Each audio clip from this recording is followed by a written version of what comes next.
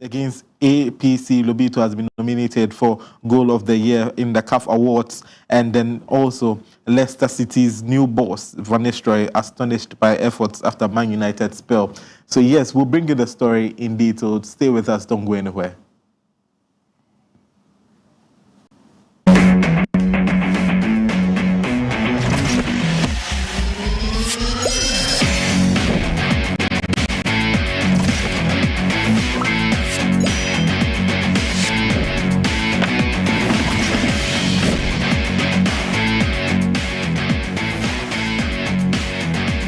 Back, so I said my guest is in me, James Bernard. James, how are you doing? I'm grateful. Yeah, up and grateful. Yes. It's actually a pleasure having you in the studio with me today. The pleasure is always mine. Oh, okay. All right. So quickly, we're going to go through the sports stories, and then we'll hear your thoughts on that part, on them one by one. So this one, the first one says that Michael Essien has reaffirmed his decision not to take up a head coach role at the moment. He says that the former Ghanaian international Michael Essien, 41 years at the moment, has made it clear that he currently has no intention of becoming a head coach, despite having obtained his coaching badges. The former Chelsea and Real Madrid midfielder who hung his boots in 2018 has been contributing to Northern Ireland since 2020 as an individual talent coach, focusing on developing the next generation of football talent. In a prior interview, the 41-year-old shared that he finds the pressures of a head coaching position too overwhelming, which is why he has opted not to pursue the path at this time. He also mentioned that his desire to stay out of the limelight, though he hasn't completely ruled out a change in future. Speaking to the BBC, Essien stated, "I'm not thinking about being a head coach, not yet, but when I get there, I'll develop my style of play around the FC Northern model of what we are doing here. I have a few more years to go. Let's see, maybe I will get there." And then in the next story, it says that Mohamed Kudus completes 5-game suspension set for Leicester City trip. Mohamed Kudus is set to make his return to action after this week. After serving a 5-game suspension, the Ghana international ban followed a red card he received during the match against Tottenham Hotspur on 19th October. Kudus will rejoin his teammates for their trip to the Midlands to take on Leicester City. On Tuesday, 3rd December, which is today, the 24-year-old was disciplined for improper conduct and violent behavior after an altercation with Spurs players Mickey van der Ven and Pape Matassa. Initially, he was handed a 3-game ban. His punishment was later extended, and he was also fined 60,000 British pounds. Kudus' absence was felt by the Hammers, who managed to secure just one win during this time out. His return is anticipated as a significant boost for Julian Lopetegui's side, who are looking to regain momentum during a busy December schedule. And also Abdul Aziz Isa's goal against APC Lobito has been nominated for Goal of the Year. So former Dreams FC midfielder, who is currently playing his trade for the Barcelona B side, is in the running for Goal of the Year award after being nominated for the 2024 CAF Awards. His standing long-range goal for Dreams FC against APC Lobito in the CAF Confederations Cup caught the attention of the eye of CAF, earning him the prestigious nomination. Currently unknown at Barcelona, Issa will face stiff competition from 10 other players for the coveted award. Voting for this honor will be closing on 12th December 2024, and the winner will be revealed during the glamorous CAF Awards Gala set to take place on 16th December 2024 in Marrakech, Morocco. And in the last story that we have, it says that new Leicester City boss Van Nistelrooy is astonished by the office after his short stint at Manchester United. So Van Nistelrooy expressed his surprise at the number of offers he received following his time as Manchester United's interim manager after taking charge for 4 games, including 2 against Leicester. He stepped down when Ruben Amorim took over. Now, as he addresses the media for the first time after replacing Steve Cooper's Leicester, he mentioned that the interest in him has been overwhelming.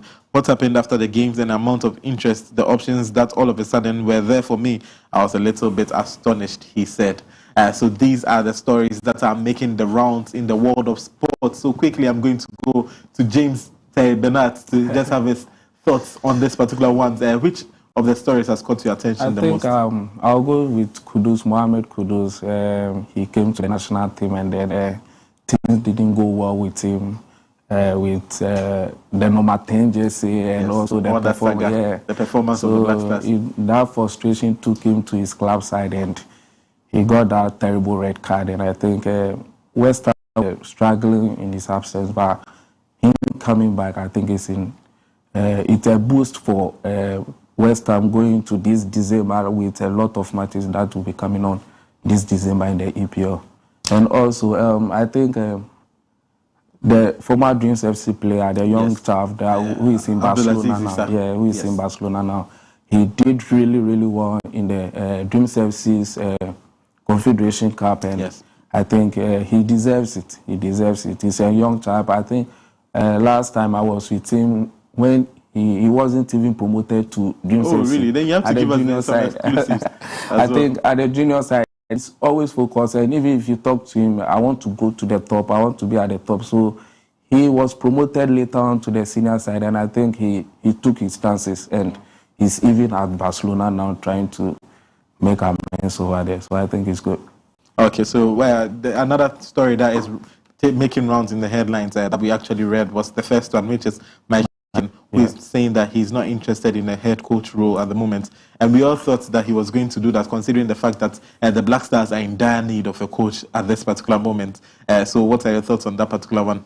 I think he should be very, very up and start doing something, because the likes of Frank Lampard, his teammate Frank Lampard, Ashley Cole, and even Utuado himself, they are all coaching there. So he should come up. He should just start doing something. He has been a good footballer, and I think he will be a very good coach. Even at Northland, looking at some, even the young boys that he has been coaching to the first team. He's really doing well, and I think he has his Lances A coaching certificate too. So I think he should just come up and just do it. He will be okay. Sometimes he feels so shy and all those things in his playing days, but I think coach, he has done all. He have all the certificate that he can start doing. He should come up. Okay, so for me, I was thinking that considering the fact that he has coached at a youth level, and then the Black Stars, we are currently the technical team or the management for the Black Stars has been dissolved. So we were all wishing for coaches or people who have actually played in the Black Stars and performed very well to join their hands in to come and sort of support the coaching role with Utuado at the Black Stars. But I think with that one, there's a lot of pressure there, and maybe the U20 or U17 will be very, very good for him for a start. Like how Larry Kingsley came to perform well with the under-17 at the All-African Games. So I think maybe under-17 or under-20 will be cool for him for now. Okay, so saying that Michael Essien should actually come and take up a role in the under-17 or under-20 roles in Ghana football. We've seen Larry Kingston try, and then he sort of got frustrated. It wasn't frustration. I think one thing is that when it comes to the national team, it's always not been maybe you as a coach giving the 100% chance to work on your own, or the FA president and as a different management committee will try to bring their players and all those things. And if you don't stand your grounds as a coach, you always lose that dressing room and stuff. So I think he was standing for himself and the boys that he has trained with, knowing that these are the guys who can do the job for me, and maybe you telling him what to do, bringing him one or two players that he's not comfortable with. So I think he stood on his grounds. That's why you feel, or some people think he was just trying to move away from the national team or something. Okay, but then let's turn our attentions to the CAF Awards, which will be coming up on December 16th. And we know you've done extensive research on that particular one, especially looking at links that you have with some of these players. You just mentioned that your personal relationship with Abdulaziz Issa, who is currently playing for Barcelona at the moment. So let's also talk about Ghana's performance when it comes to the CAF Awards. Apart from Abdulaziz Issa, we don't have any recognizable player in the major awards when it comes to CAF. What do you have to say for that? And Ghana football and the way it's being run at the moment? I think when it comes to CAF Awards, it's basically almost 80% of what you do when it comes to your national team. And if you look at the performances of our guys in recent times, it's neither here nor there. It's not impressive. So though some of them are doing well in their club side, but when it comes to the national team, and if it has translated to the national team, that even our senior side could not even qualify for the AFCON. First time in 20 years. And when it comes to... It still feels like a dream, you know? It feels like it, honestly. Because and it's very bad. I mean, it's very bad. We keep on saying this thing that our national team... Abedipele said something last time that if we want to build our national team, we should go back to the grassroots. We should go back to the local league. Now, first, you can have some folk who... coaches will pick some players from the local side, move straight into the national team, and they are playing well. But in recent times, it's very difficult for even a local player to transit straight into the national team and play. So we should do our thing. We should do our things well at home and then transit to the national team. Because when it comes to CAF Awards, most is the performance from the national team rather than the club side. Okay, so when it comes to the Black Stars you've mentioned, quickly, just to summarize, we've all been talking about going back to grassroots football. Yeah. What can you actually specifically mention that if this is done right, we'll see a resurgence in Ghana football? When I was coming up in Ashaman, I think with Coast, it's a transition from Coast, and it's very difficult for you to be around 14 years or 13 years and you play in Division 2 or Division 1 because the transition is not yet complete. But in recent times, the Division 3, the Coast Division 3 is not really moving on well. So you see somebody at the age of 10, 13, 11, 12 is playing in Division 2 without any experience. So the basics that the person needs to know, he's not getting it. So straight, you can even see with our local league, you see some basic mistakes that players do that if it's uncalled for. And if that transition was there, it's that basis, they learn that basis from the grassroots, which is the Coast football. You see, we play the Pele League and then the Milo and all those things, which is not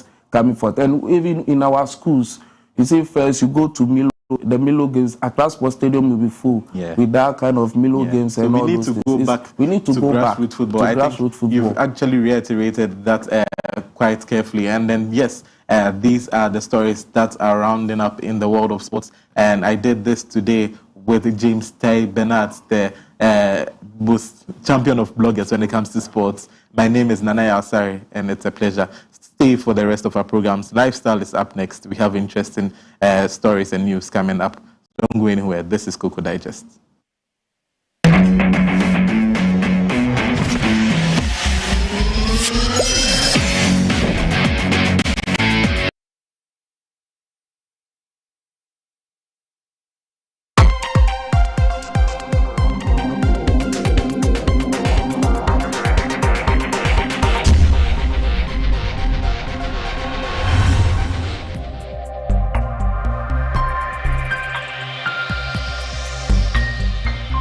Clog TV, Beyond the Policy.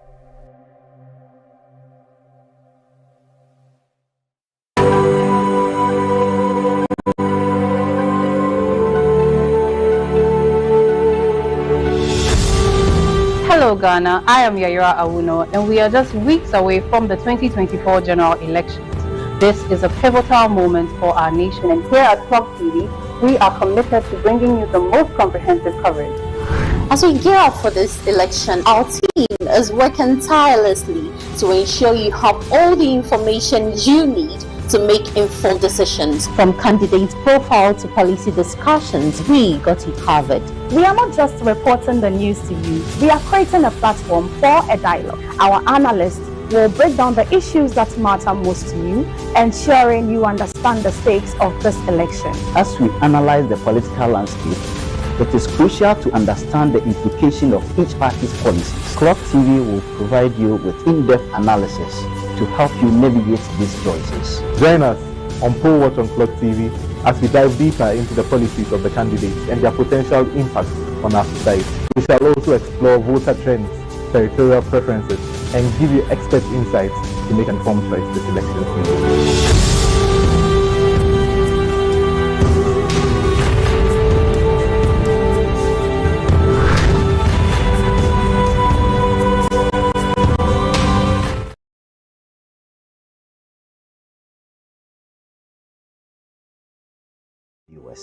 As we approach these important elections, let's remember that our strength lies in our unity and respect for one another. Every vote is a voice, and every voice matters. Let's embrace this opportunity to shape our future with dignity and peace. May we all commit to peaceful and respectful election process, honoring the principle of democracy and the spirit of community. Together, we can build a brighter and harmonious future. Stay safe, stay united, let peace guide us all.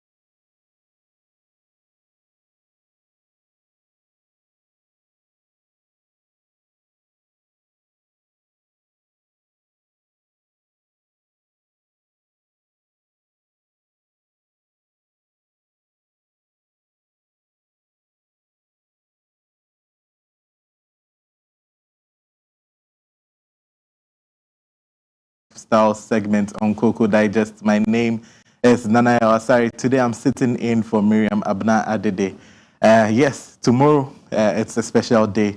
Tomorrow we are going to be celebrating the World Disability Day, and it's today. Oh yes, I've actually been told it's persons with disability. Oh, okay, yes. Just before I actually even brought my guest in, they've actually said it's today, International Day of Persons with Disability. And yes, so he's actually Best the Bubble. I was going to introduce my guest today. I have with me a special dad, and his name is Ni Odwe Akodram, and he is the head of operations at Popo Cerebral Palsy Initiative. He's a retired civil servant, and as I said initially, he's a special dad. And then the man of the moment, or the man at the moment, his name is Ni Anyete Akodram, the founder of Popo Cerebral Palsy Initiative, and he is a social worker. So yes, welcome to Cocoa Digest. Welcome to Lifestyle of Cocoa Digest. Thank you very yes, much. It's actually a privilege to have you on here. We've been actually seeing what you've been doing, and it's something that inspires all of us, something that needs to be spoken about, and that has called for us to have this particular discussion. So let me just ask, how are you doing this Very well, and thank you also for having us. Okay, all right. The pleasure is always mine. I'm good. Yeah, good. I'm good. Yeah, okay. Yeah. Good. So today, as I said, we are having special guests who are breaking barriers in redefining what it means to live with disability. They shall be sharing their stories and triumphs as we are discussing how persons living with disability, who I like to call physically challenged people, and how they are going to be harnessing societal efforts to make sure that we live in a better world. So let me just ask you, who should I go to first? Boss, my boss. Your boss. Oh, okay, so he's the founder, and then you are the head of operations. Yes, so your dad said that should come with you. How has your journey been with living with cerebral palsy? Well, my journey, because of him, I was actually living like a normal child growing up, and all that few things, like the stigmatizations and everything, actually weighed me down. So, yeah, it's just like any normal growing up doing things that any typical child does, like that. All right. So I would come to you. It's quite inspiring for you being a dad, ushering your son. One of the first few words that he actually mentioned was that because of you, he lived a normal childhood. That was the first statement that he actually made. So I want to find out, can you share your personal story with me growing up and how it's been for him? In fact, the very first week that he was born, we know of neonatal jaundice. Yeah. And we put them under early morning sunlight. We had that, but we found out that he was again growing yellowish as we, so he was rushed to the hospital, and then transfusion was made. But as he grew, we found out that the growth was delayed, because my brother also had a boy 3 weeks after his birth, and he was rather growing faster, but his was delayed. So we had to rush back to the hospital, and they told us it was normal. It was normal. Normal. Yeah. It was normal. Okay, so we tried taking care of him. Couldn't walk very early. 2-3 years before he started walking, and we kept going on, and he was, every now and then there's fever and there's twitching. So again, we had to rush to The hospital. The hospital. That was the first time it was done at Kolebu. But this time we rushed to 37 and he was admitted. Fortunately, we had a very good pediatrician and old soldier who took care of him. In fact, we never knew of cerebral palsy. We only see people with their head not being strengthened and all that. But this man was so good. We were going to physio. He had to introduce us. Even tried sending him to America for them to look at all those things. But unfortunately, they couldn't go through. So we tried taking care of him. It wasn't easy anyway. But now he's fine. Yeah. He does everything. We are Seventh-day Adventists, and we have clubs in the church. 4 to 9 years, and then 10 to. And fortunately also, the mommy was a director and myself. Oh, okay. So every program that we doing, we go with him camping. You will see him in going to Adomi and abseiling and all that. Okay. He's been doing that. So abseiling, kayaking, and all that. Kayaking, Yeah, hiking, so and all like that. just like everything that. So we talked about the stigma that comes with this particular one, and that was the point that he raised initially when we asked him about this. But a lot of people don't know about cerebral palsy. Really? So let's actually, since you are the founder of this particular Popo Cerebral Palsy initiative, we want to actually educate people about the cerebral palsy. What is it and how does it come about? What are some of the symptoms and can it be prevented? Just give us a little bit. With the research that we did, is delayed birth. You can get cerebral palsy. And then some of the challenges that mothers have, maybe with the way they keep themselves, can also let them. But the most important thing is delayed birth, and it cannot change. When you have it, it stays with you.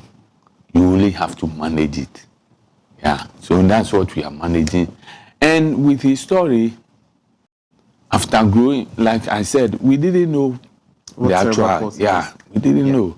It was he who, after growing, had to go and research, and then come up with this creation, awareness creation, and we are happy.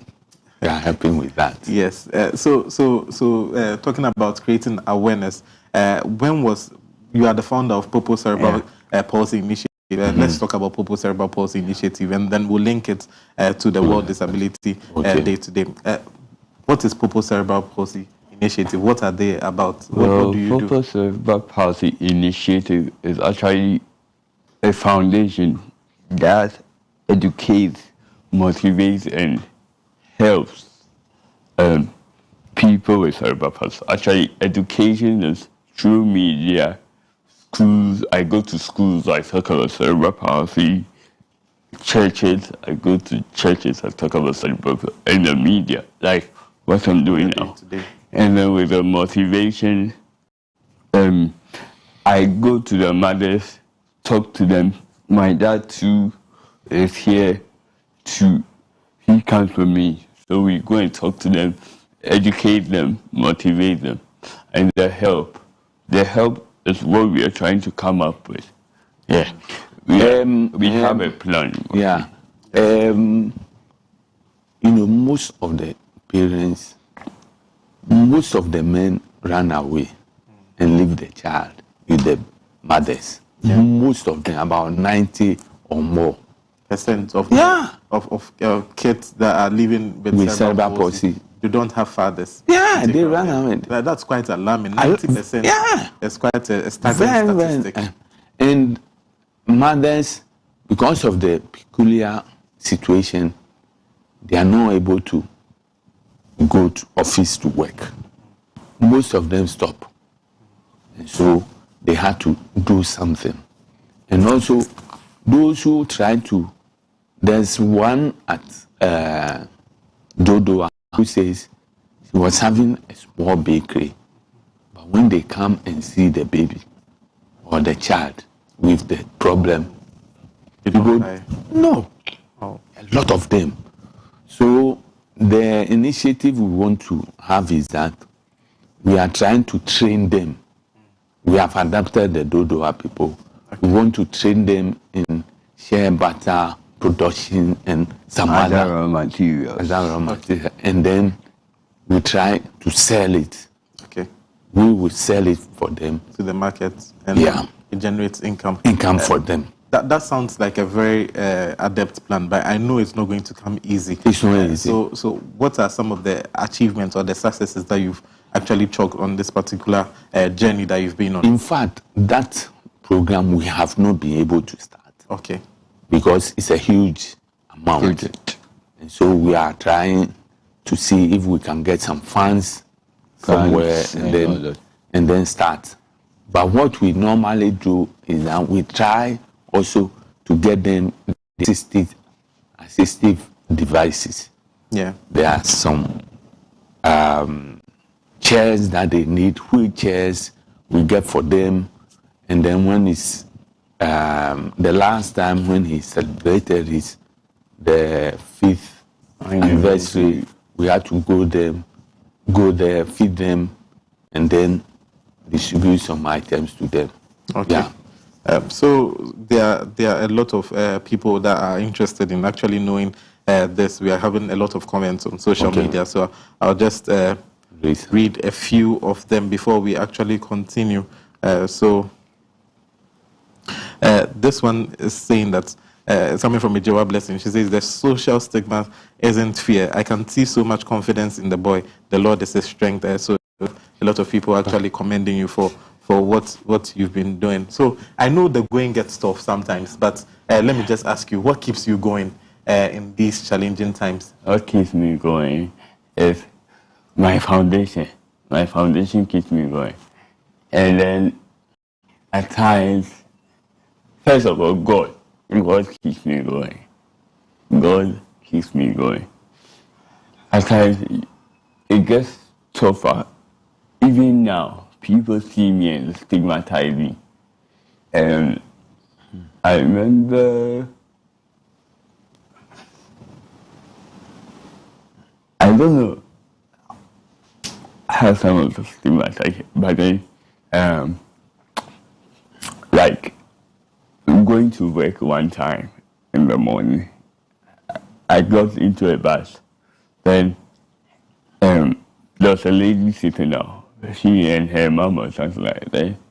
They were like, so I told them to shift for me to sit beside them. They were like, so this can't talk. And I was like, really? He just saw me like that. And there was this other time too.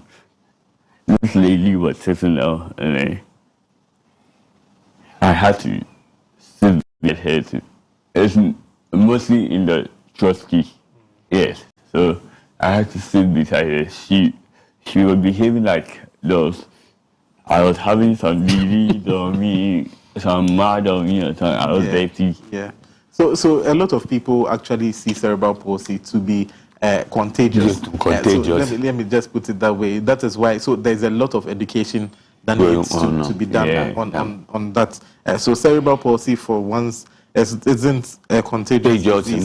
So please, you can actually shake hands. You can eat with them, and then you can sleep with them. You can sit. Yes.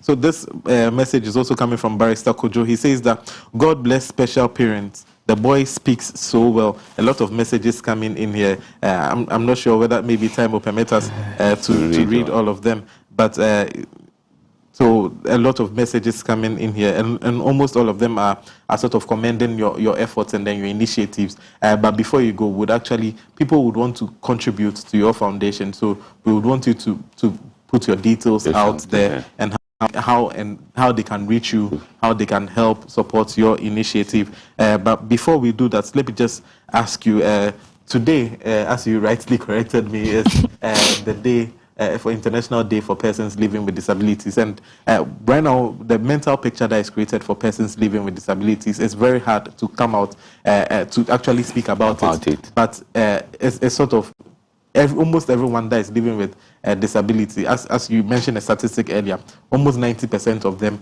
are seen to resort to begging on the streets to fend for themselves to live. So what is the message that you are passing on to them? What is the message that Popo Cerebral Palsy Initiative is sort of trying to pass on to them, and what they can actually see through that begging on the streets isn't the only way to resort to living with disability? Well, the country is not doing well. That's what I would say. It's not doing well for persons with disability. So they have no option to beg. But then they can also find a way of getting they need to support, someone needs to support them for them to be, if selling something or anything, someone needs to support them. But the problem is, who is going to support? That's who is going to support? Because begging them, giving them money, does not solve the problem. Yeah. So someone from somewhere has to establish them. Yeah. If they still, yes, if it's some business they'll go into, they should go into it. But then nobody is supporting, and they have no option than to beg. But then begging is not an option. Yes. So and government needs to have institutions that these people will have to go. Well, taking care of them, his is mild, but there are some whose own are very severe. Even holding pen. Right now, he's improved. Holding pen is a very difficult thing. So there should be. Unfortunately, there are, like Winneba University is training people to take care of these special needs and all that. So government needs to start institutions that could take care of these children, to train them, and then also their physio. As for theirs is physio, but it's expensive to those parents. A lot of parents, they need to pay weekly. Yeah, and all those things. Or per session. And per session is more than 100 cedis. Yeah. So how many parents can actually afford these ones? So I'll take you back to social media a little, and there are some messages coming personally for him. This one says that, hello, I'm Ning Anyete's sister, Na Anyele. She says that I am so proud of him. This is coming from Na Anyele. And this one is also, hello, my name is Joseph Yamomao. I want to say thanks for having Enoch in your studio.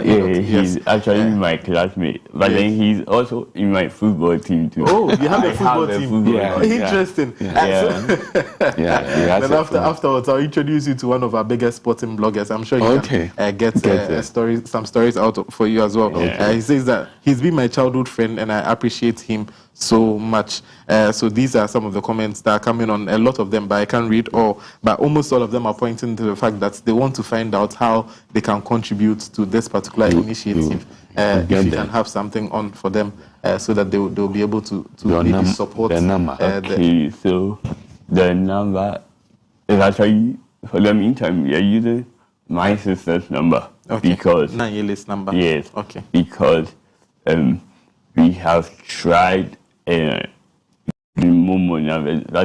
it's a bit difficult and stuff like that. So my sister's number is 0243 937 231. Yes.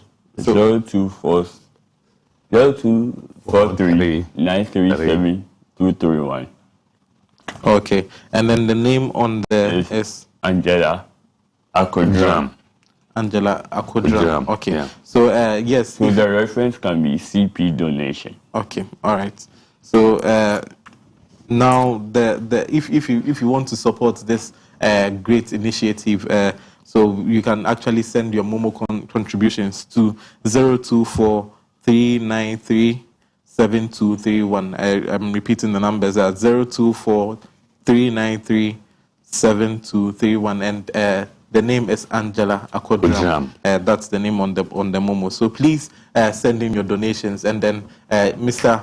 Ni Odwe, and then Junior Ni. It's been a pleasure having you on the back. Before you leave, it's International Day for Persons Living with Disabilities. We want you to actually talk about that a little for us. And okay, over the years there have been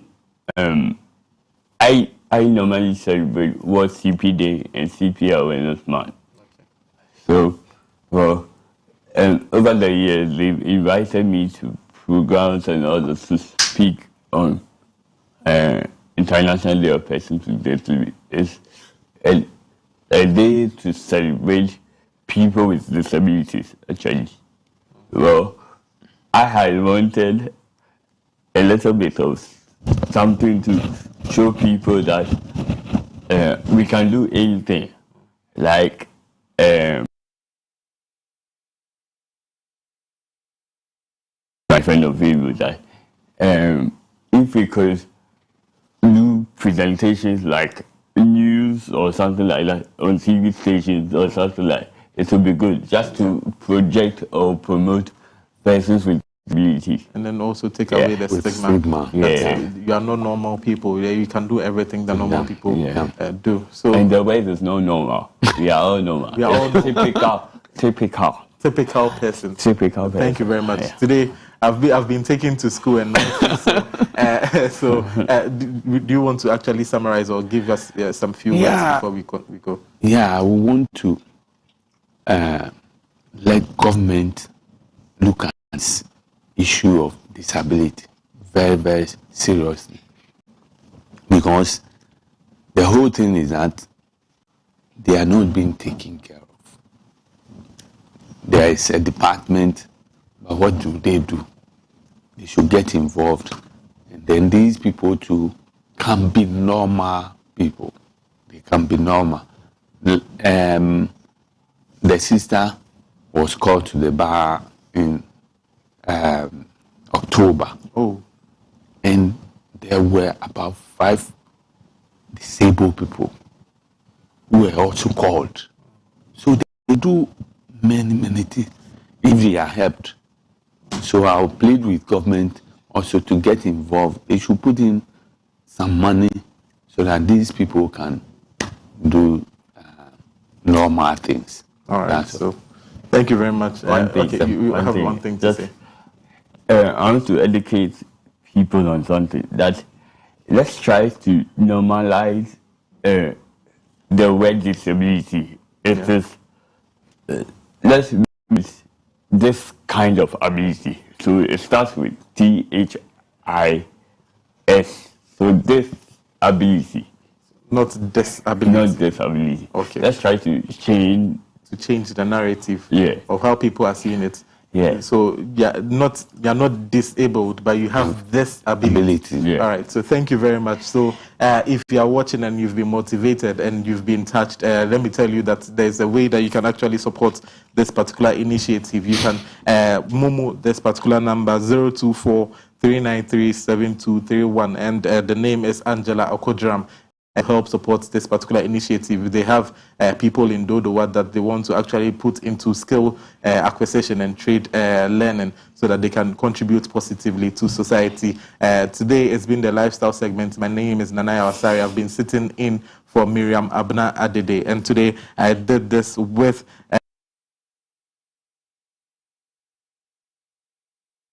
Apopo cerebral palsy, and he's a retired civil service staff and then a proud special dad.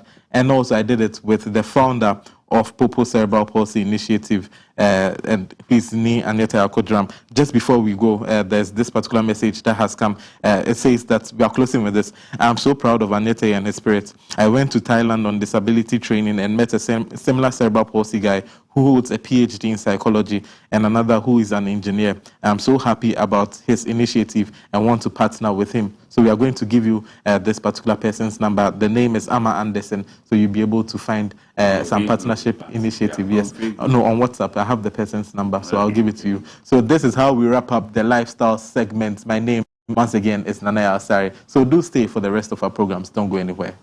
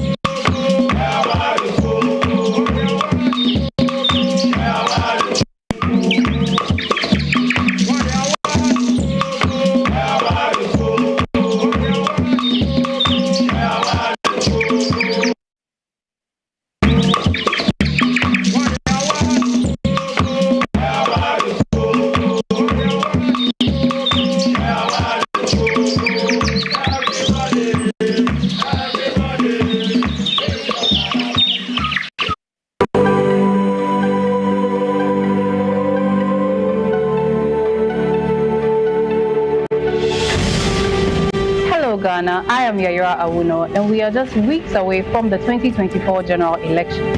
This is a pivotal moment for our nation, and here at Clock TV, we are committed to bringing you the most comprehensive coverage.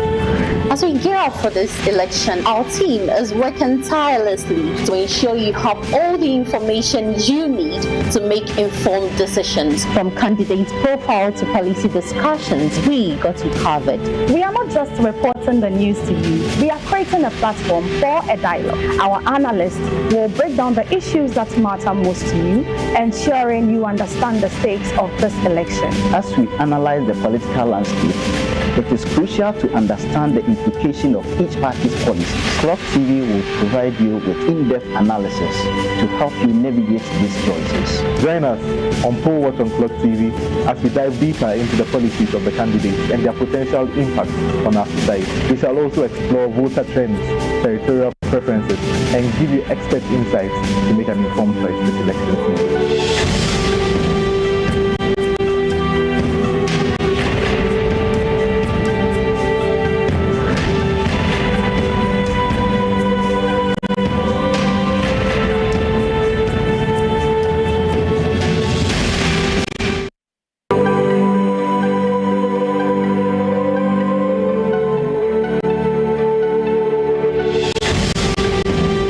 Ghana, I am Yayira Awuno, and we are just weeks away from the 2024 general elections. This is a pivotal moment for our nation, and here at Clock TV, we are committed to bringing you the most comprehensive coverage. As we gear up for this election, our team is working tirelessly to ensure you have all the information you need to make informed decisions. From candidates' profile to policy discussions, we got you covered. We are not just reporting the news to you, we are creating a platform for a dialogue. Our analysts will break down the issues that matter most to you, ensuring you understand the stakes of this election. As we analyze the political landscape, it is crucial to understand the implication of each party's policy. Clock TV will provide you with in-depth analysis to help you navigate these choices. Join us on Poll Watch on Clock TV as we dive deeper into the policies of the candidates and their potential impact on our society. We shall also explore voter trends, territorial preferences, and give you expert insights to make an informed choice this election season.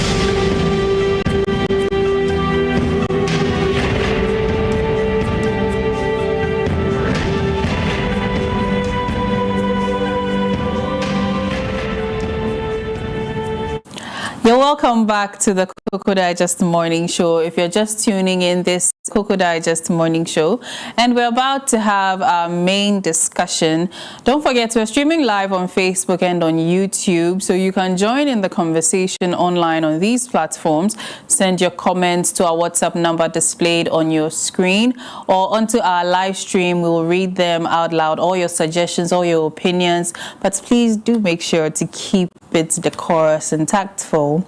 Now, we're continuing our conversation about the elections. You know, we started last week, and I have in the room here, in the studio here with me, three strong men in the persons of Mr. Nanaya Awasari, who is also an analyst for the Poll Watch, the upcoming program that concerning the elections. We have Mr. Randolph Ifrifa Owari, who is also an analyst, and then we have Mr. Clement Yabankwe, who is also a reporter for the Poll Watch. Hello, gentlemen. Hello, Yara. Good morning. So, I mean, I've been with you too. So, hello, Mr. Ifrifa. How are you doing? Good morning. I'm very fine, thank you. How are you too? I'm well, thank you. So, let's get quickly into the conversation. I hope today you will not give me a tough time. Please, I'm begging you. So yes, elections and the matters arising. I think we had the special voting was yesterday. So what are our takes? Okay. What are some of the trending issues around the special vote? I mean, we discussed earlier in the show the sharing of food for some voters in the queue and things like that, buying votes. So take us away, sir. Okay, Yara. Before we get into the other aspects, yesterday I was on grounds. Actually, Clock TV was there, and we visited a number of centers in Greater Accra. Almost 10 centers. Okay. And let me just walk viewers through. Okay. The first place we went was Korle Klottey constituency. That's the police station, also police station. And after the time we got there, it was around 11 a.m. when we go to the constituency. And the total voters that is expected to cast their votes in Center B, there were almost 436. But as at the time we got there, almost 250 has already voted. Okay. So the turnout as at 11 a.m. was 50% and above for Korle Klottey constituency.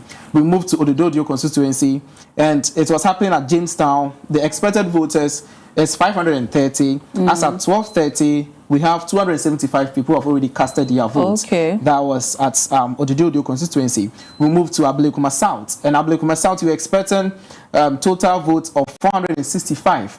As at 1 p.m., we had a total of 290 who have already casted their votes. So you could see that the constituency we visited, as at by one, almost half of the expected voters already casted their votes. We moved to Ablekuma West, and also the total voters 456. And as at 1:37, almost 316 have already casted their votes. Okay. We moved to Tema East constituency. We were expecting voters of 693. And as at 3 p.m., over 400 people have already casted their votes. Tema West, they have 2 centers. The total voters we're expecting was 1,044.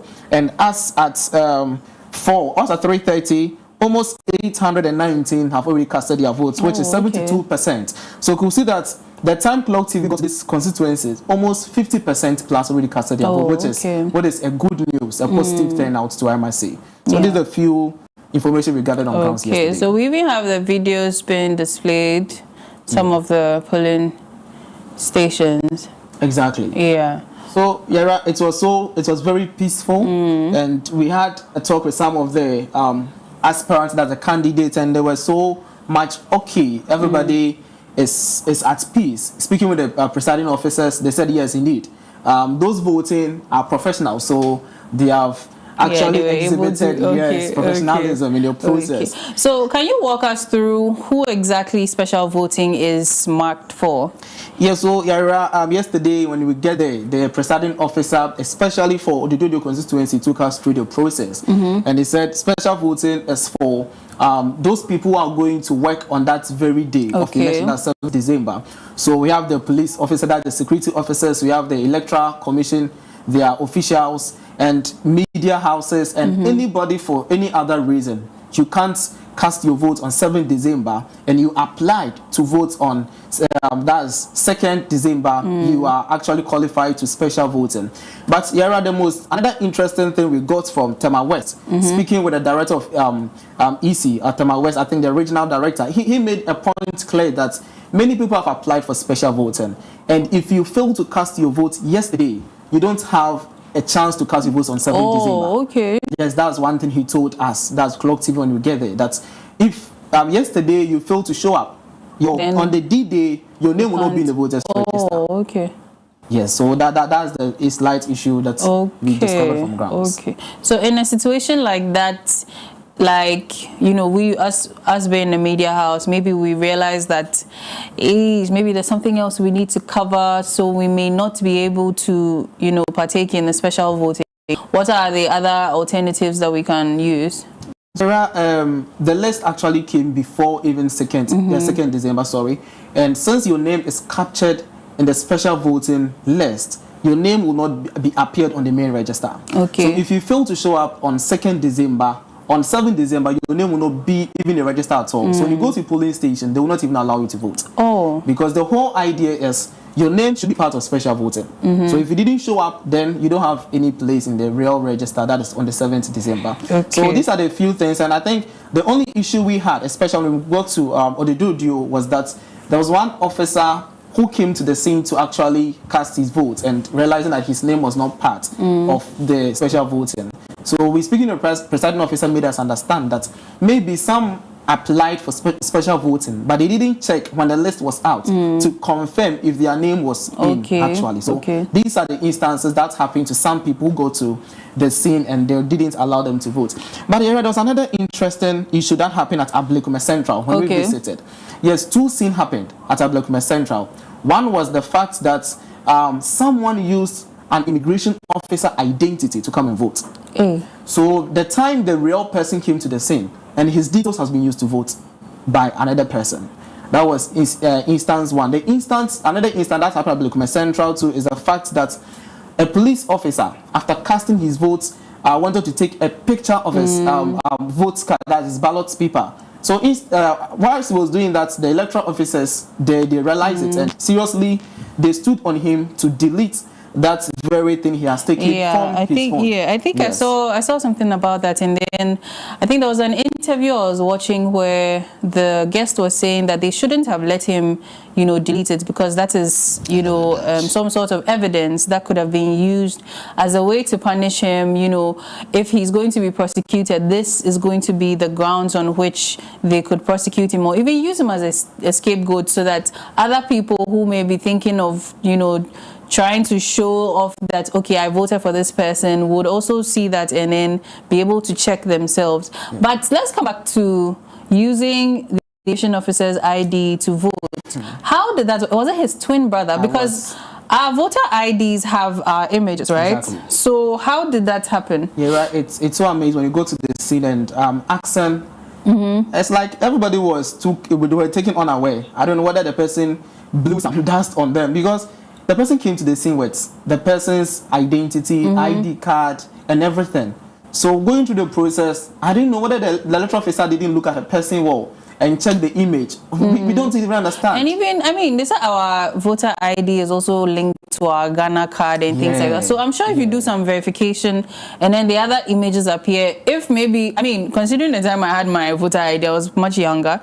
I look slightly older now. Maybe there are some small differences, but how? Well, speaking with the PO made us understand that to an extent that when the real person came to the scene and he wanted to verify by the BVD, the BVD rejected his fingerprints, because the BVD has already recorded the fingerprints of the earlier person who came. So I was wondering, how come something like that happened? But they told us that they would actually speak more on this very matter. But another interesting scene happened at Teshi police station. As at 4:30 p.m., when we were driving back to the office with the crew that went out, we realized a number, about 20 to 30 people in the queue as at 4:30 p.m. So we were asking ourselves why. Are these the last minute people who wait till the bell is rung before they go to the scene? Because some of the centers when you went, actually the queue was not there. But as at 4:30 p.m., we had a number of 20 to 30 people in the queue, and it was really amazing. Asking the PO said, if you're in the queue and the time is 5 p.m., you will still be allowed to vote. But if you come to the queue after 5, that is when you will not be allowed to vote. Yes. So are they that vigilant to be able to identify people who came after 5 and things like that? So there will be. But if they are that vigilant, then how come somebody is able to use somebody's ID? That one, I think we will tackle it another day. Another day. Well, so again, gentlemen, the special voting. We have seen videos of what is alleged to be a member of parliament having her people share food to voters while they're in the queue to vote. What are our takes on that? Okay, so with regards to the special voting, or before that, good morning to your viewers. What I can say is, when it comes to the special voting, it is special because it has a purpose. Okay. And just as my brother explained, it is meant for people who have some duties to or roles to play. Okay. And you don't just go in to say I'm a special voter. You apply for it. Yeah. When you apply, it is assessed, and then you are given the chance to partake. And through the process, there is a process where after you have registered, you are actually given a chance to verify that whether you are part or not, or your name is included or captured or not. Sorry. In doing so, during the voting day or when it is time for you to vote, you are supposed to equally go in and then vote. But it's unfortunate that just as the human institution is, we sometimes neglect certain details in terms of the EC officers, to the extent that allowing somebody to come and impersonate and vote, which is a criminal issue here. Sure. And it's even against the rights of the person or the original person whose name was used. So one thing I would say is that EC, Electoral Commission, they have the mandate to protect the integrity of the elections. Okay. Special voting, I always see I have actually been an election officer before. And what I can say is that special voting is an exercise, like a simulation towards the main elections. And so EC do not have to even play with that. Okay. Well, most of the times, what happens can be transferred into the main elections. And so to build the trust that you have actually worked towards into the main elections, you do not have to floor on these very minute things to even raise doubt about the integrity of the elections. Okay. So my advice to EC is that all the concerns or the issues that have been realized during the election or this special voting, they are supposed to go into it and then whatever didn't go right, they should restructure it before we go into the main elections. Okay. Else, it's going to create chaos. But these numbers, about 130,000 people participated in this special voting thing. In the main election, it is millions of people. Yeah. You get it. And you can't consistently, or you can't allow some of these let me say, self-inflicted issues to pop up. Or self-inflicted because they have officers. They are supposed to let them know that whoever comes in there must be well identified. Or you have your voter register. There are processes. There are about 5 people. Ballot issuer. When it gets to another, how do I call it? There's someone who also check. I mean, it goes through name reference, and I mean, all those spaces. So there are chances for you to verify people first before they even get their ballot to go and vote. And so if you are there as an officer, it is your responsibility to make sure that anybody who gets access to the ballot is the right person. But beyond that, people are equally ignorant. They didn't even follow up whatever it is. So probably people might think, oh, today is the main day we are voting, so they will just go. But then it is the officer's responsibility. Secondly, let's see the issue of, are we going the picture? Yeah, I actually even asked about the allegation of the food being shared by candidates. So it seems to be sort of some buying of votes. In fact, then, you took us through the process. Yes, so when it comes to, you see, it's in the normal culture of Ghanaians to... Normal? Yes, to, let's say, do good for people or feel for people in terms of feeling that, oh, they might be in the queue for so long, and so let me go and do stuff or go and give something out. So water. But then water, food, and that one is actually discretional. But then the whole thing is that we should also bear in mind that we are in election period, and a lot of things get influenced, or a lot of people get influenced by basic things. Yeah, exactly. You get it. And so if you have something for anybody, you don't wait for election before you go there to show that kindness. There are many ways to show kindness even before elections. Yeah. And if you're a candidate, you see, let us be disciplined. You have campaigned, you've had all these years to do anything you are supposed to do. We've had how many Christmases? Yes. You could have shared your rice and exactly. oil. I think I'm moving with him. You have many opportunities to show this. It's even not yet Christmas. So please, let us be disciplined. Sure. Corruption, we say, is not only carrying money and giving to somebody to show it is corruption. This is basic. Corruption is basically anything that you do for somebody unexpectedly to influence that person's decision. And that is corruption. And so we are supposed to actually, as candidates, you are supposed to know better. Yes, you may want to use this period or leverage on this period to be able to, as a matter of fact, get the heart of people about how kind you are.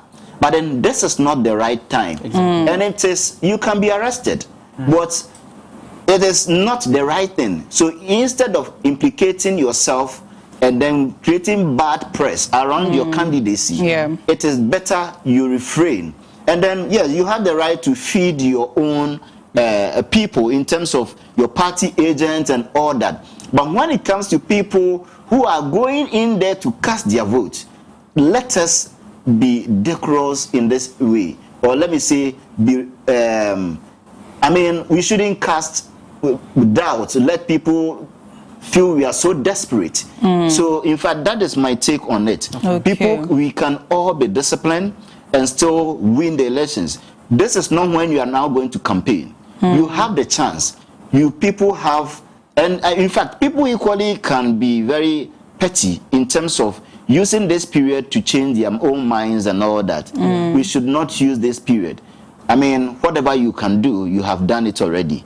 This is a decision-making time. Let people have their own will to make their own choices. And I believe it will help our democracy. So, would you also suggest that maybe these presiding officers, electoral commissioners, and these bodies that are stationed at the polling station could actually do something about that, prevent, stuff like this? Because our citizens, they are hungry. So, of course, free food we will take.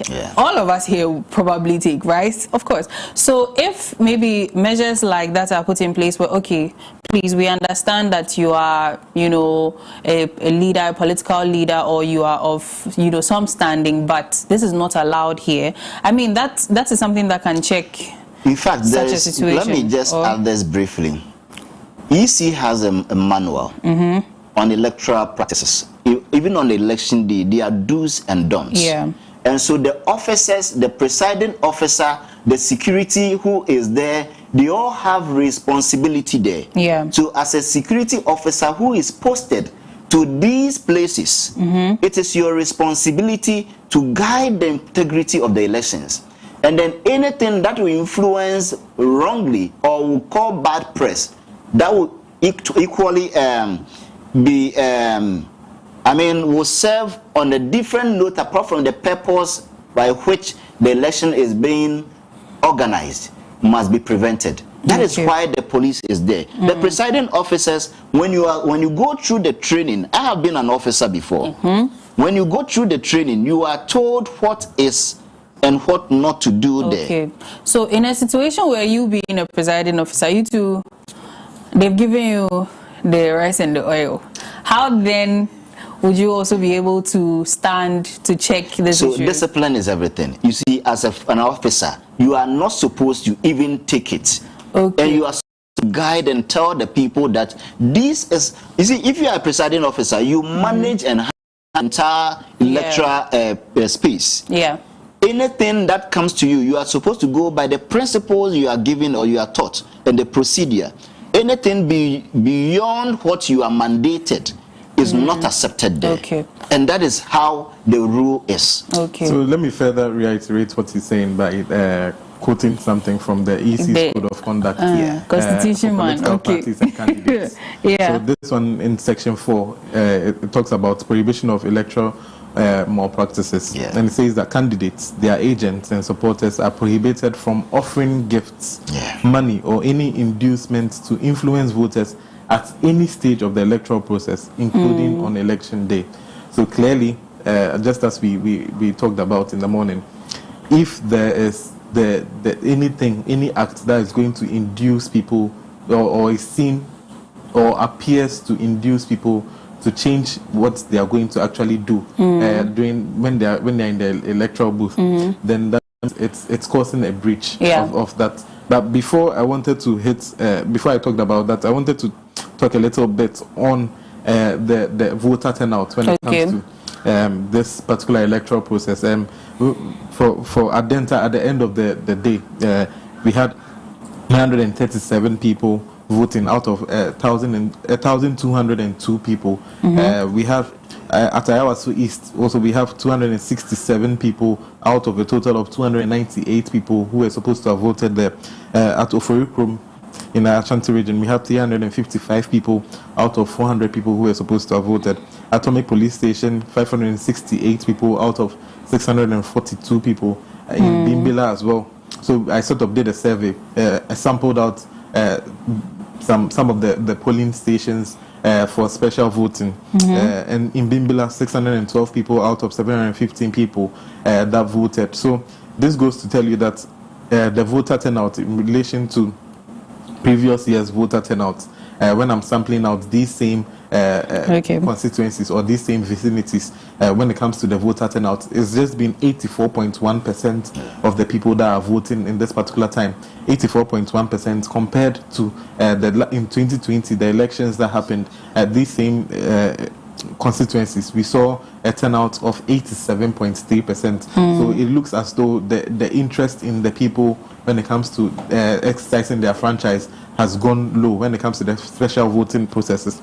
And these are places that we've just sampled. I'm not saying this is all or in totality, but this is sort of places that we have sampled from a particular data set that we've seen or that we've pointed out to be places that special voting goes on in. And then just to talk about the Ayawaso West incident that you've hit on, we've actually mentioned the area of law that we've talked about, and we said that it's completely illegal to try and induce people. And what are some of the implications of this when you are seen to be engaging in these malpractices, as we've also seen that the Office of the Special Prosecutor has been called to investigate that particular incident where they've seen is alleged that Honorable Lydia Sarah Malasan is distributing packs of food to people in queues going to vote. And John Dubelo has also come out to actually talk about this particular thing and then says that it's illegal. So what are some of the implications? If the Office of the Special Prosecutor actually goes after this particular thing and then does its investigations and comes out with findings that Honorable Lydia Sarah Malasan is actually culpable or she's found guilty of electoral malpractices, then her chance to actually stand can be taken away from her if that is concluded before the electoral process. If she's seen to be the winner of that part of the electoral process based on this particular thing, when it goes to court or when the findings of the Office of the Special Prosecutor it comes out and it's actually seen, then her victory can be annulled. And so there are a lot of implications when it comes to this particular thing. So it's we are in a country, once again, I always say that our democracy has been stretched to bounds. We've seen electoral we've seen electoral cases. So we are due for a break now. So when we come back, some of you have started calling.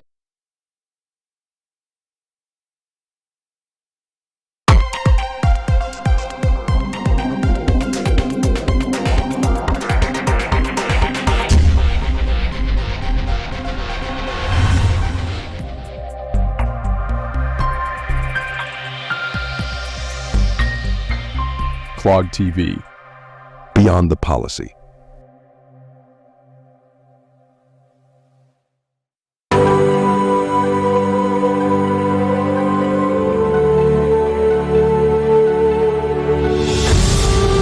Hello Ghana, I am Yayira Awuno and we are just weeks away from the 2024 general elections. This is a pivotal moment for our nation, and here at Clog TV, we are committed to bringing you the most comprehensive coverage. As we gear up for this election, our team is working tirelessly to ensure you have all the information you need to make informed decisions. From candidates' profile to policy discussions, we got you covered. We are not just reporting the news to you, we are creating a platform for a dialogue. Our analysts will break down the issues that matter most to you, ensuring you understand the stakes of this election. As we analyze the political landscape, it is crucial to understand the implication of each party's policies. Clog TV will provide you with in-depth analysis to help you navigate these choices. Join us on Poll Watch on Clog TV as we dive deeper into the policies of the candidates and their potential impact on our society. We shall also explore voter trends, territorial preferences, and give you expert insights to make an informed choice this election season.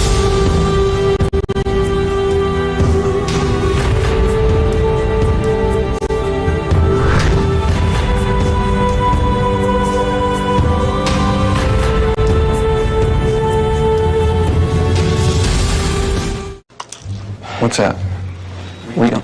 Painkillers. Oh, for you, for your leg.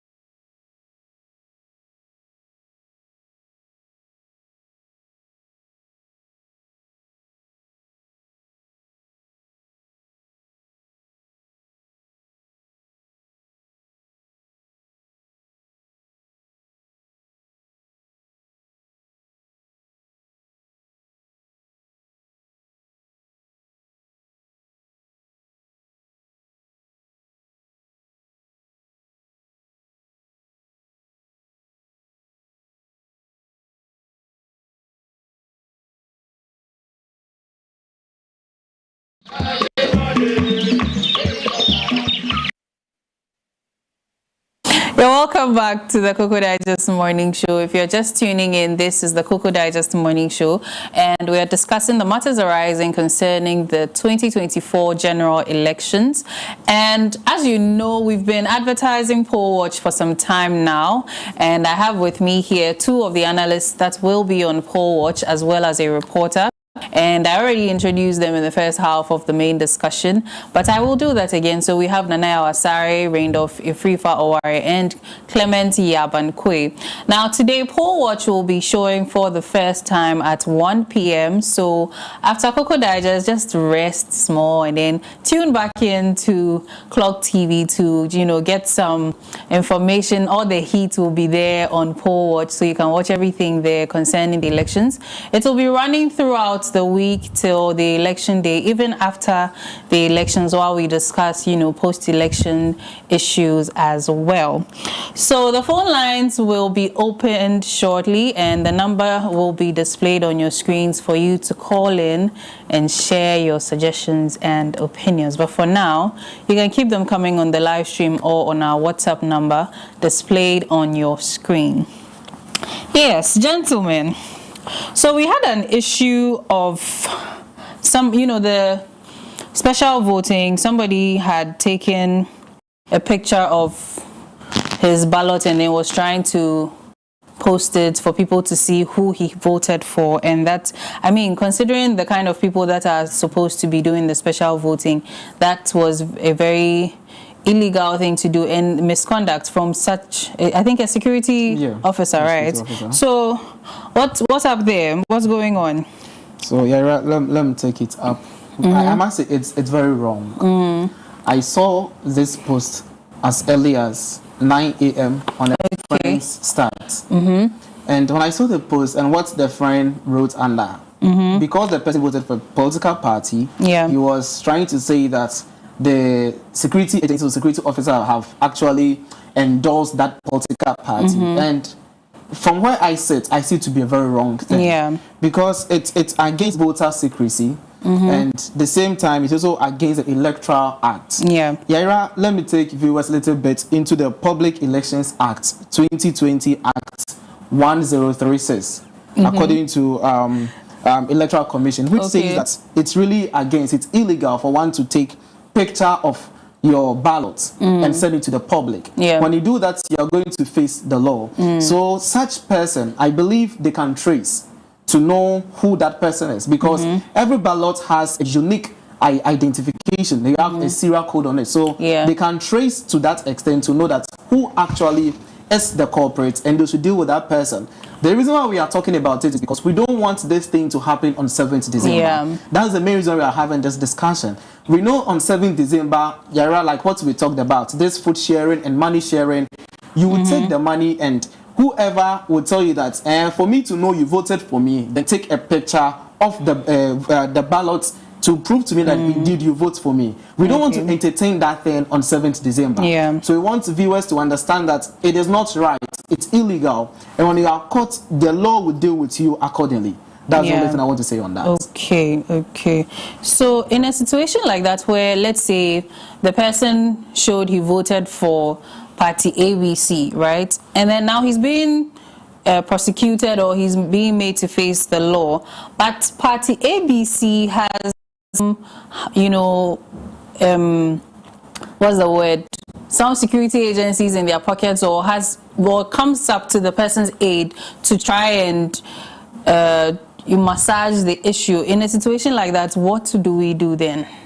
Well, let me just come in. That would be like a very rare situation, because in as much as possible, political parties will try to distance themselves from electoral malpractices. So they may actually sort of tell you that go and do it. But when the issue comes, you are there. So this is a clarion call to everyone who is thinking about doing something like that. Please, when you do it in your court, you'll be on there alone. But there's some clarity that I need to seek from Clement in his submission in the act that he mentioned. Is it as though, because it's in line with data protection principles, but is it that you can? Is it just that you can take pictures and not distribute them? No, it is just. You're not supposed to. You're not supposed to. So then, why don't we have a situation where there's a presiding officer standing by the contraption they make? Your phone is with him. If you can actually mention the exact point in the law, because let me quote it. So, Electoral Act, according to the Public Elections Act 2020, Act 1036, which governs the conduct of elections in Ghana, it is illegal to take a photograph or share a picture of a ballot paper once it has been marked.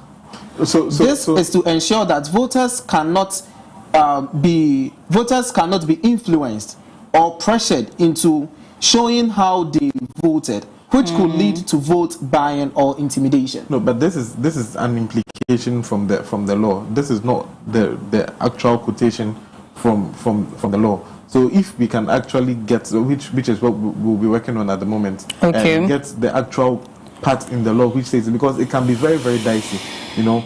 You can actually, the law could be in terms of, because it's on public, how do you call it, not releasing information to the public. When someone can actually take it, you can't infringe the person's rights on.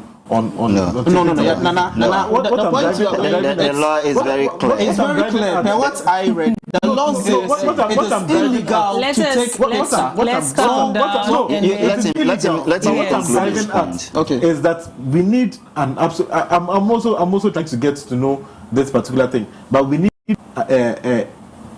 need something absolute, clear and stated concisely in the law. That there's no ambiguity in this law. But it's an implied. It's not a direct quotation from the law. Apart from this, there is nothing contrary. If you can even it is not this, but it is this. No, I'm not. You get it. There is no ambiguity. This is very clear. It's so clear because Nana, I don't know if I should read it again to you. You said, which governs the conduct of elections in Ghana. It is illegal to take a photograph or share a picture. No. So the law will not say it is illegal. That's what I'm trying to say. So even if the law doesn't, so this is basically an interpretation. This is someone's interpretation. Yes. This is not the law's interpretation. This is someone's interpretation. Based on words used, the semantics, that is why it will be said that it is illegal. We are trying to educate the public.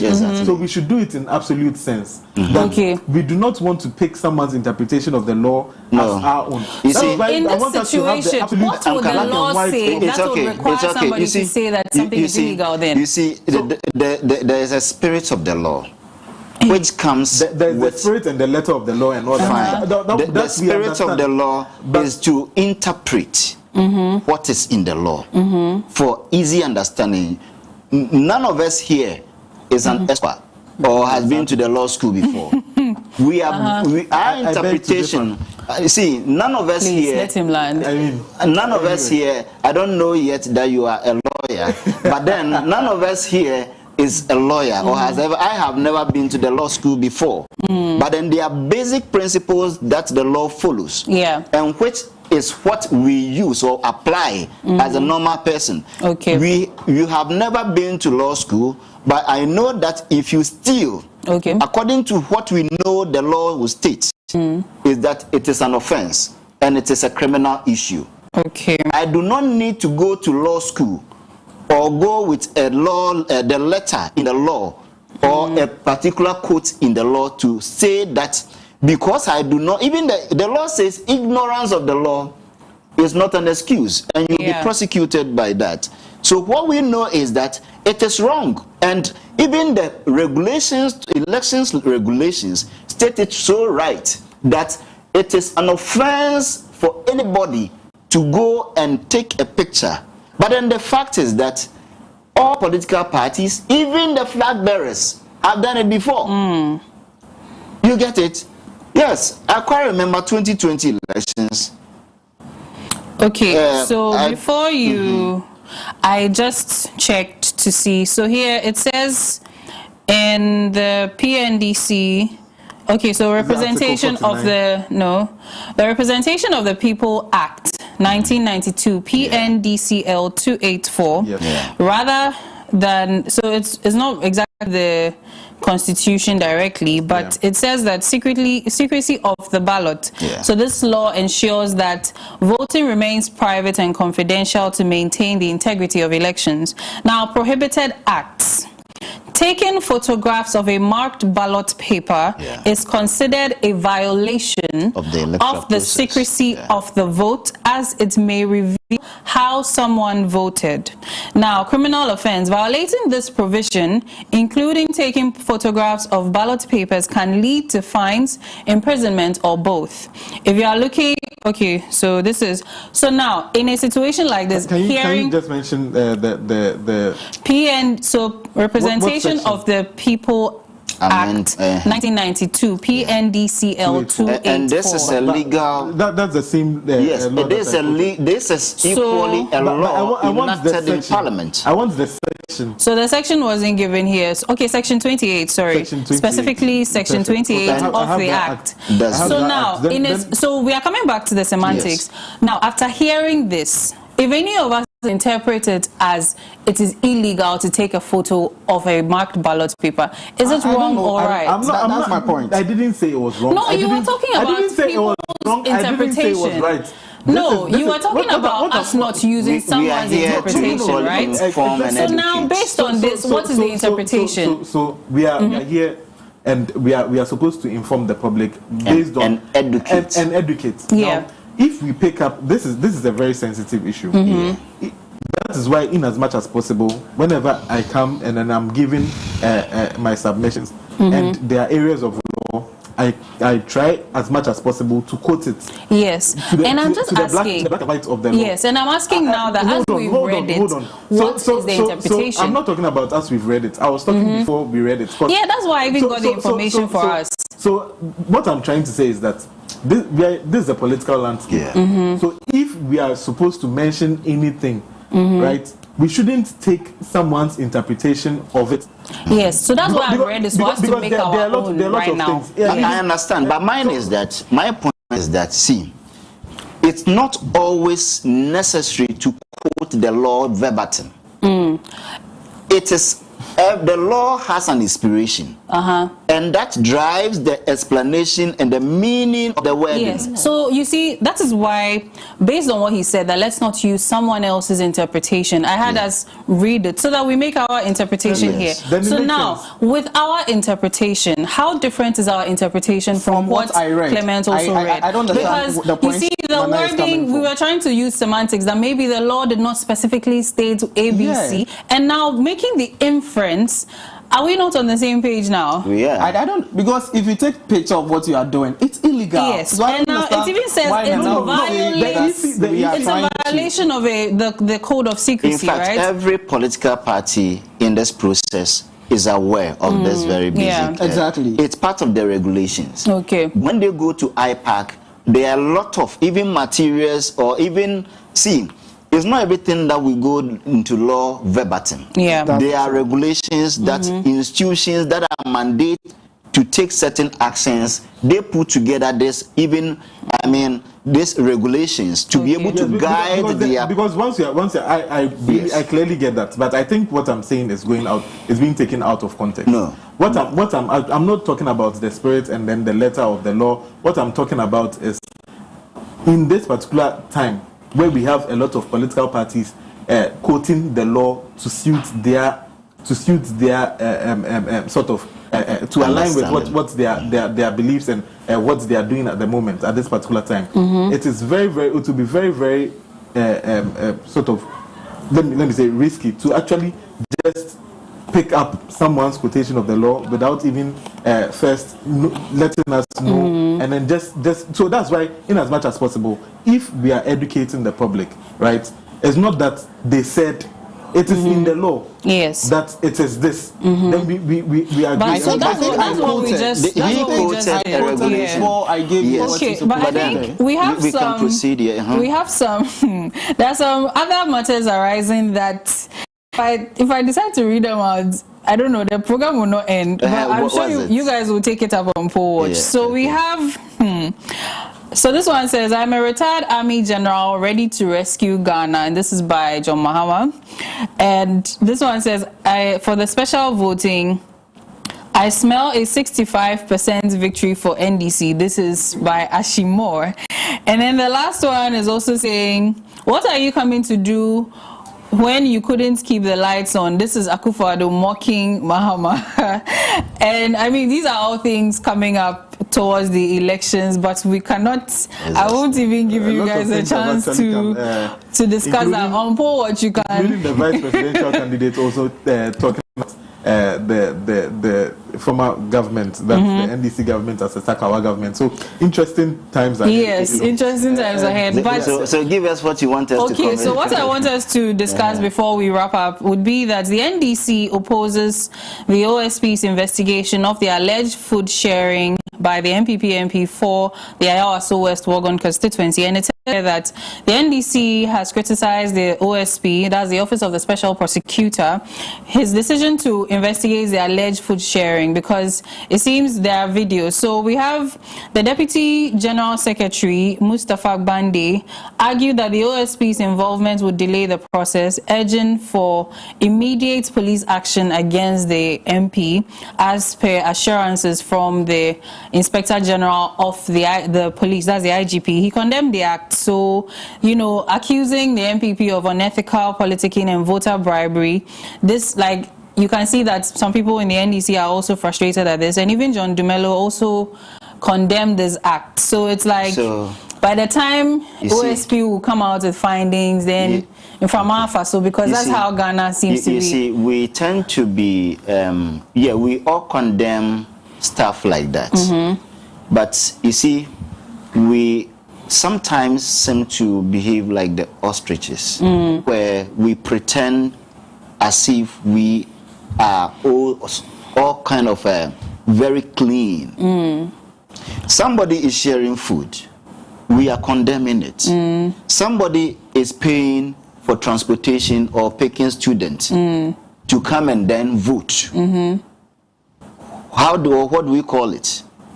It could be humanitarian assistance. You see, so you see, in handling some of these things, and a party has been, let me say, special prosecutor has been asked that it's been proposed that he takes over. I'm yet to get into it, but then it is. They also have the mandate to equally. You can't judge or quickly.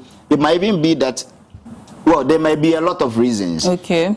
There may be a lot of reasons. We've condemned it, but then there may be a lot of stuff or explanation to whatever it is. That is why there is an institution who will be given that chance to investigate.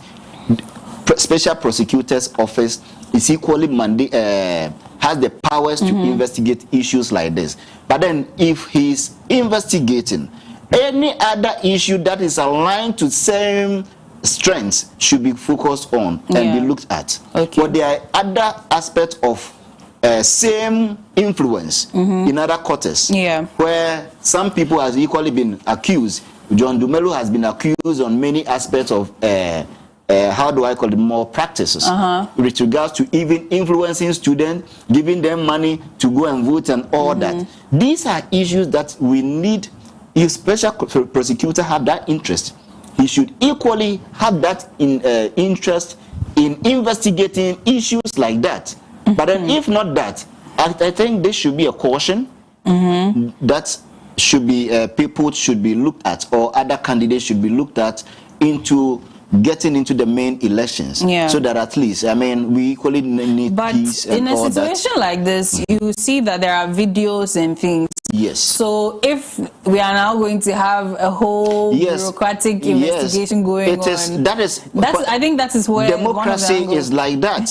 Democracy is expensive. You can't just. This is not a military regime.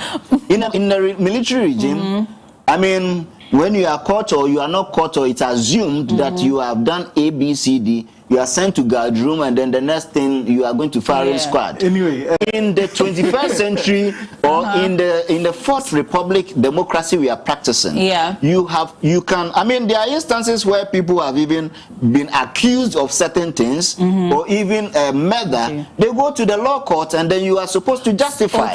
Okay. So So you get it. I have a question. There are a lot of reasons. Before you ask the question. So let me just ask my question. You see the guy who took the photo of his ballot sheet and things. His situation, is it now going to be investigated? Because I mean, yes, there should be. There should be an investigation. So in a situation like that where there's already evidence, if swift action is taken to serve as a deterrent, and the same is done for this alleged issue of the food sharing, wouldn't that rather once the act can be interpreted for other things, then it is very difficult for you, even by video evidence, going to arrest the person. That's why the special prosecutor comes to investigate. So he mentioned rightly so that there are some people who are giving out transportation and all that, and it's seen as a normal occurrence, but that's also inducing someone to actually change the mindset. And then now the question is, why the office of the special prosecutor? Are they the ones supposed to do this? Why not the ordinary police? Or why? But then that brings me to the mandate of the office of the special prosecutor. Please summarize the mandate. The office of the special prosecutor has the object of investigating and prosecuting specific cases of alleged and suspected corruption and corruption-related offences in the public and private sectors. So this is the mandate of the office of the special prosecutor. And then it talks about corruption. And then now is the act purported to be corruption. So now what then is corruption? Then are you coming to define corruption? Yes, we have to define it. So summarize your definition, because we are almost out of time. Soliciting or acceptance of an I don't like what you are doing. It's not me. Every time I'm talking, it's order from above. You are using that time. Use the time and define corruption now.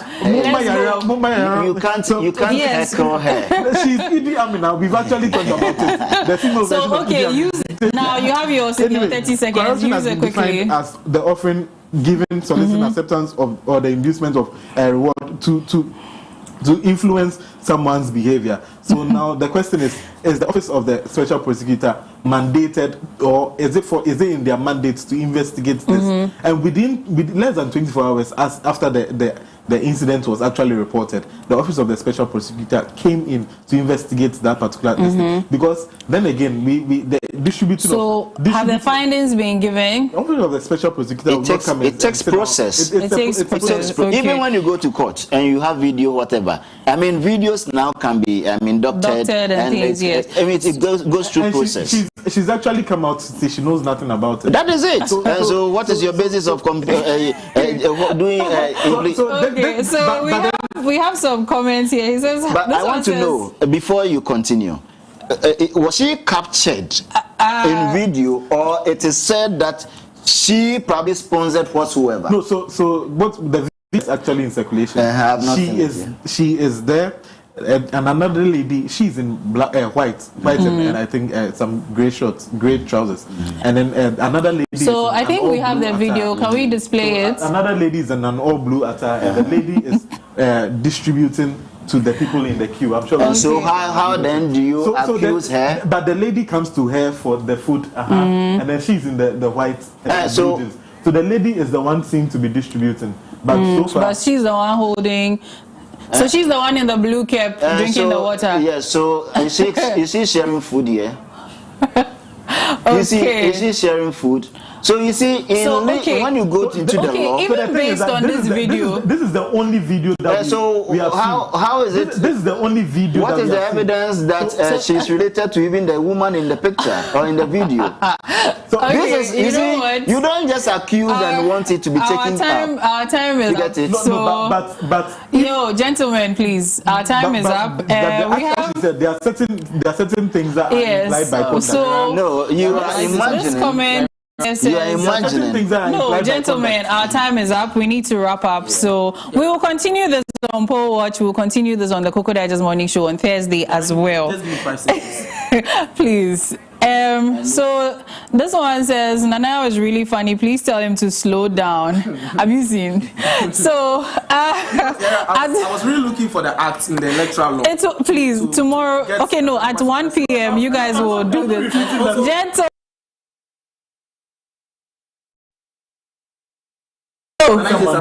Gentlemen, thank you very much. Thank you very much. We will continue this at 1 p.m. Mama, you are welcome, but I want them to understand